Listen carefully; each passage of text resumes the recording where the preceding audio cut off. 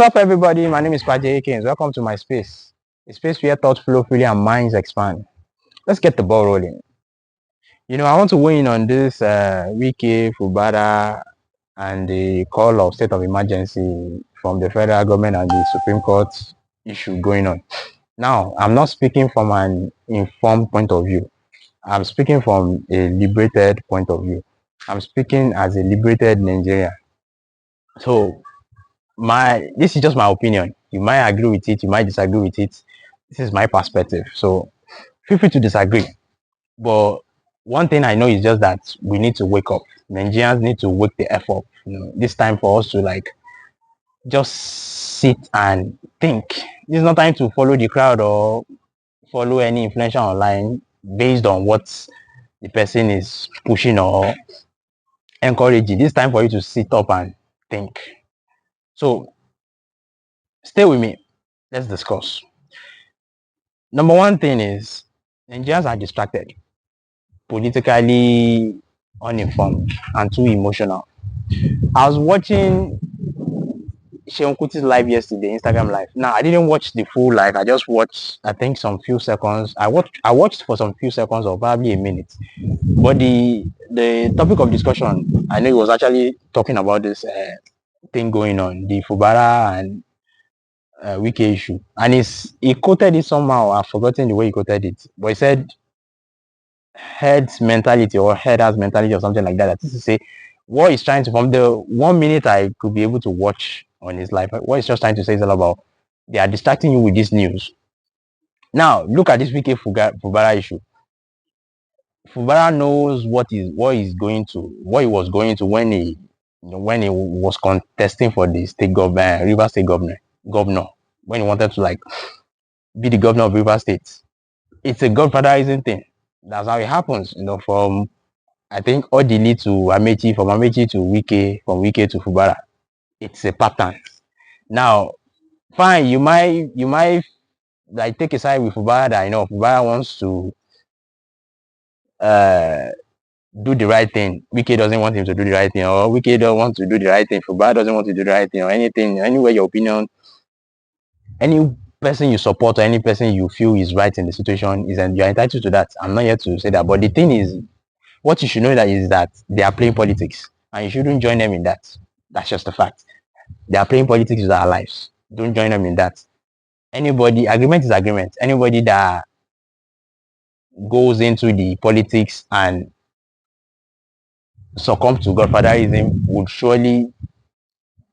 have to follow through that agreement. You don't have a choice. But if you venture into politics that you want to stand on your own, I'm not saying you should stand on your own. Of course, you have to deal with a lot of people. But if you don't succumb to the godfatherism tactics, you'll be good. Nobody will remove you or nobody will fight against your government. You'll be able to do your government the way you want it to a large extent, even though you can't do it 100% the way you want it because you are dealing with a lot of people. But you'll be able to do it to a large extent within your own purview, within your own rights. So when they were actually doing the campaign and everything, we were in there. When they were making the agreement, we were in there.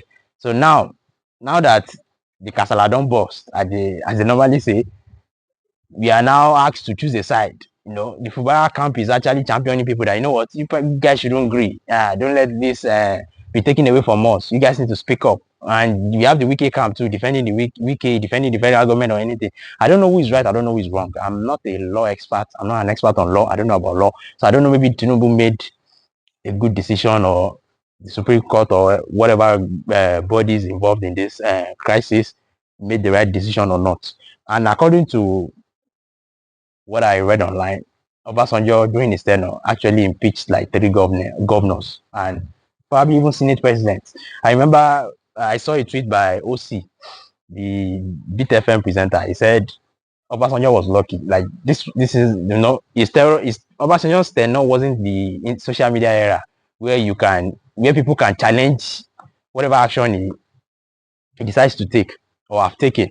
So he was lucky. He said Obasanjo changed impeached 3 governors and also was changing the Senate representatives like boxers. That's what he tweeted. So, but now we are in the social media area, which is a development that we masses can weigh in matters. We can discuss issues. We can discuss about the rule of law. But one thing is that the majority of Nigerians don't even know the constitution, they don't know the rule of law, but they will start acting like they know.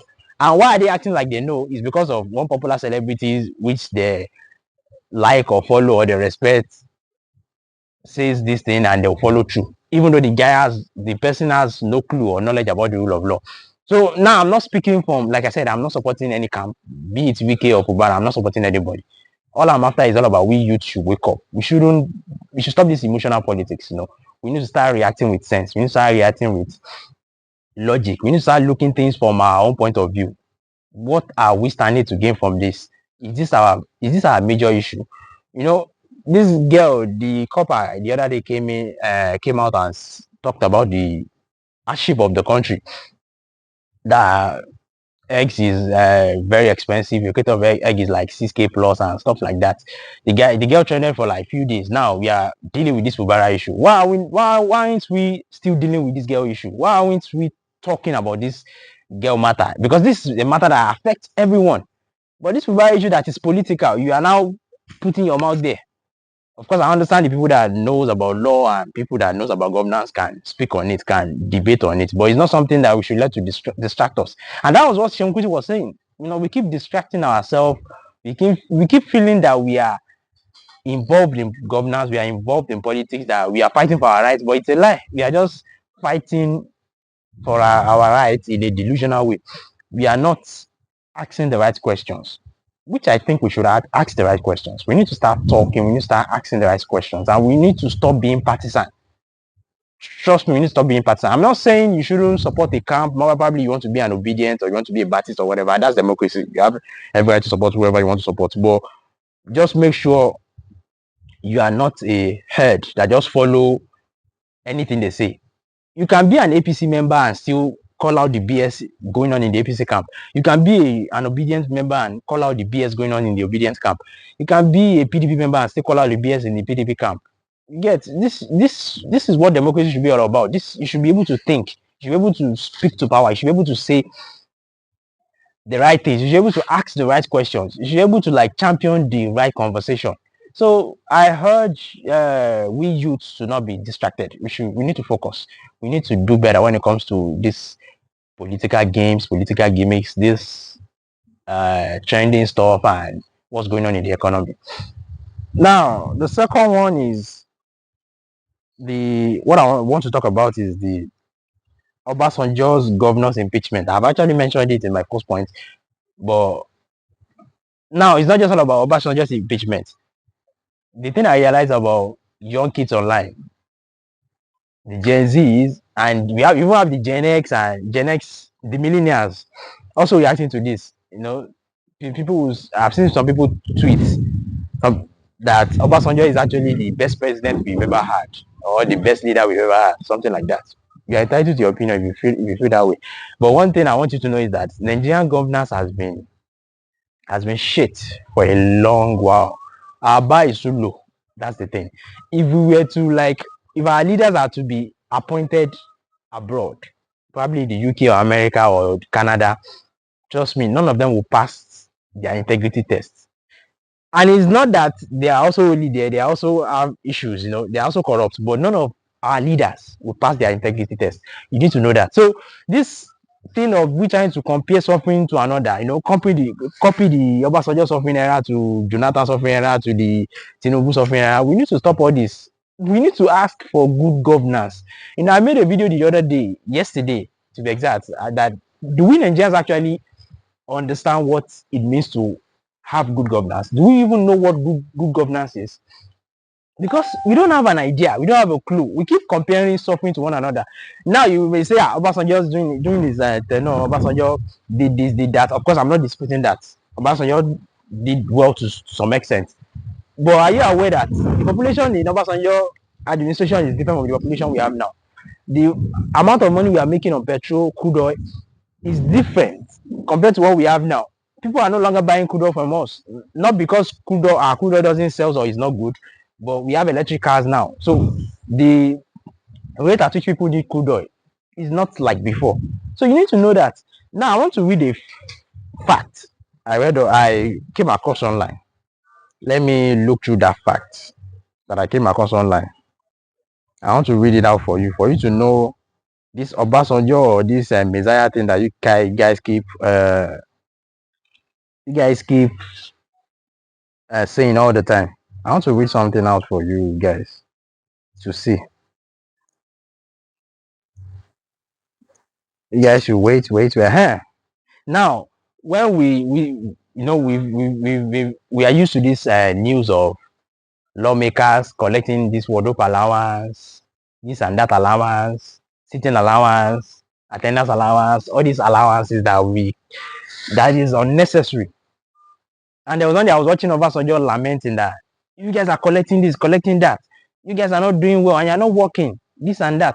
But you're aware that the Obasanjo administration was one of the administration that endorsed this.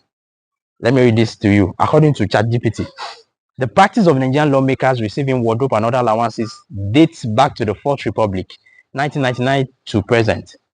However, it became more structured and controversial during the administration of President Olusegun Obasanjo, 1999 to 2007, when the Revenue Mobilization, Allocation and Fiscal Commission (RMAFC) formalized the allowances for legislators and other public office holders. While allowances existed before, they became significantly higher in the Obasanjo era and subsequent administrations. Yaradua, Jonathan, Buhari, and Tinubu continued the practice with periodic reviews and increases. So, this Obasanjo that you claim to be the angel, the best president ever, was actually the one that endorsed this wardrobe allowance and other allowances that is wasteful, that is not helping us as a country. It's only helping the people ruling us. It's only helping the people representing us. And these people are not ready to change anytime soon. Even the fact that with the current policies that Tinubu, the federal government made, this exchange rate policy and the subsidy of petroleum, the subsidy of the crude oil, we can see that the lawmakers are not even still smiling. They are not even still catering to the needs of the people. They are not even empathetic towards the people. They are still collecting these allowances. They are still changing their SUVs. I remember like 2 years ago, I think one of the lawmakers said we had to buy new SUVs because our roads are not good. Imagine that kind of statement.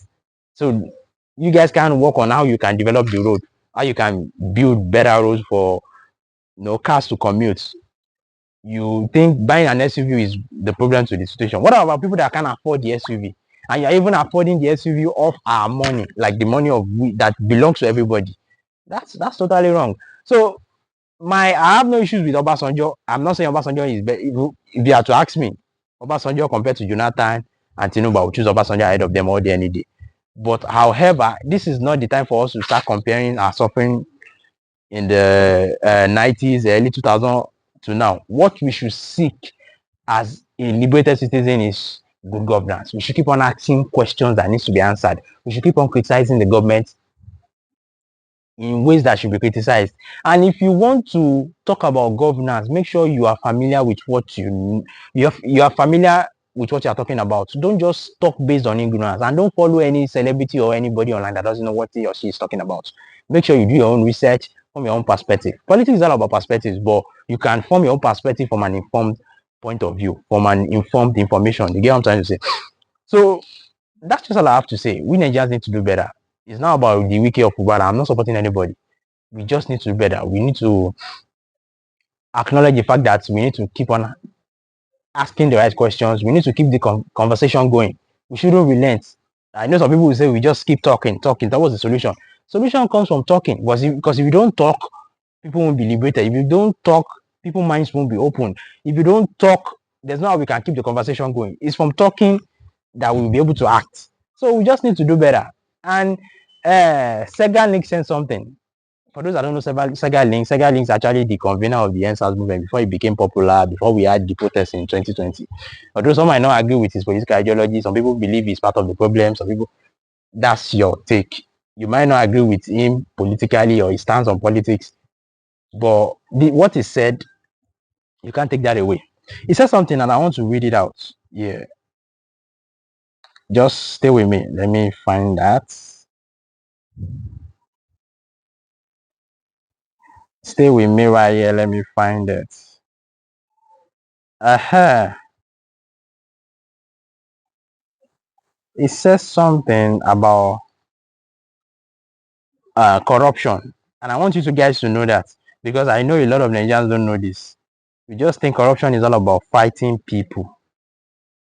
Right here. He said corruption is systemic, but many have been brainwashed to see it as a person to fight and hate. Those who allude to the fight of corruption while preserving the holes in the system are the vilest of rogues, which is the fact. Corruption is a system. It's not about a particular person. Corruption is not the federal government or the state government alone.